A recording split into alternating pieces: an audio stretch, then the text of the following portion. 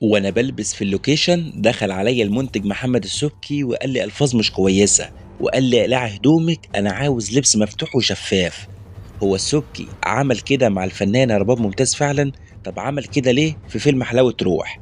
وباسم سمره وطاقم الاخراج كان موقفهم ايه وازاي بعدوا عنها؟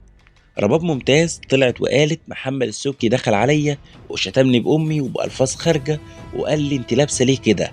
انا عايز هدوم مفتوحة وشفافة وعاوز اشوف كل حاجة. فرديت عليه استنى المخرج، وقلت لباسم سمرة انا ما بحبش كده ومش بحب اسمع الألفاظ دي، انا همشي.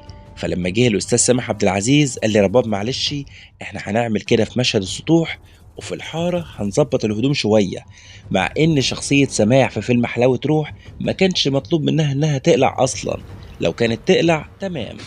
رباب ممتاز طلعت وقالت النجوم اللي بيعتمدوا على جمالهم مش هيعملوا حاجة ولا هيتقدموا في خطواتهم، وخطواتهم بتقف عند حد معين، ما بيكملوش ولا بيستمروا، لأن مفيش موهبة ولا حضور ولا شخصية. من كتر عمليات التجميل ما بقتش أعرف الممثلين من بعض، كلهم شكل واحد. البوتوكس والفيلر بيظلموا الفنان.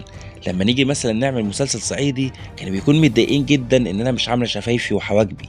أي ممثلة بتتضايق لما تلاقي نفسها صعيدية لبناني.